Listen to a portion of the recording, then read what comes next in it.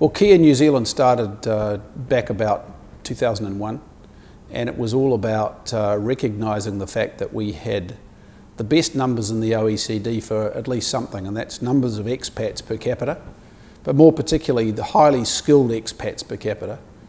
And we felt those people should be contributing to New Zealand society and the economic benefit of the country. And so David Teese, who's a professor at Berkeley University in California, and I were at a conference together, decided it was a good thing to start, which we did, and it all sprung from there. And luckily it's been growing and doing really well. What we figured was if you can actually touch people who in the past felt after they'd left New Zealand that they had almost isolated themselves, there's a massive emotional engagement and willingness to try and help the motherland, as it were. And so these people are only too happy to engage and become part of this worldwide network. So what did we do about getting started? The first thing we did was we had a meeting in San Francisco, which is where David was situated, and had our first sort of chapter meeting there, and he got something going with some of the people he knew in academia. Then it spread down to Los Angeles, where there was some others who were quite keen. And then, of course, there was already an organisation in the UK, based in London, that was sort of like a social club. And they came to us and said, look, we like the idea of this.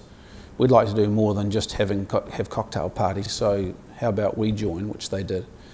And then someone came in from Holland and then Shanghai, and so people started to realise as we built our website and started to put it out there, it's a bit like build it and they'll come, and that was definitely happening. And so to begin with, we didn't know what we didn't know, but we started off with just pretty much getting New Zealanders engaged. And then the next step was to think about how we could get them to help New Zealand. I think the biggest benefit for New Zealanders back home is the ability to engage with people overseas that are experts in their field, that have already done a lot of the things these people at home are trying to do. And so we have a searchable database with our membership, and those people in New Zealand can then go and search and find somebody who can help them. So there's an element of mentoring. Obviously there's a privacy angle, so you can sort of shotgun an inquiry to a number of people in your field, and if they want to come back and respond, they can do.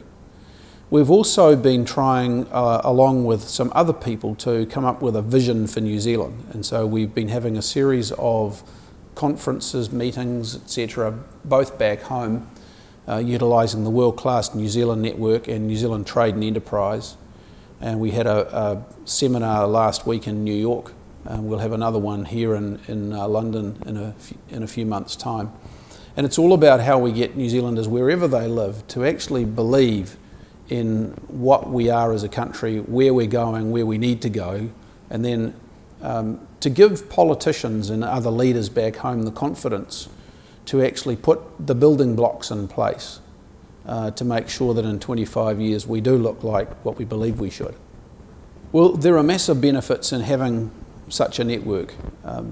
You basically become ubiquitous. There are people that wear the sort of the New Zealand hat all over the world, New Zealand ink as it were, that are in some actually really important places. And if we can use the network to actually leverage those people's knowledge, to get them engaged back, maybe even on an investment basis back in New Zealand, because they're actually seeing some of the great young companies that are coming through, then the benefit of the network is actually fulfilled.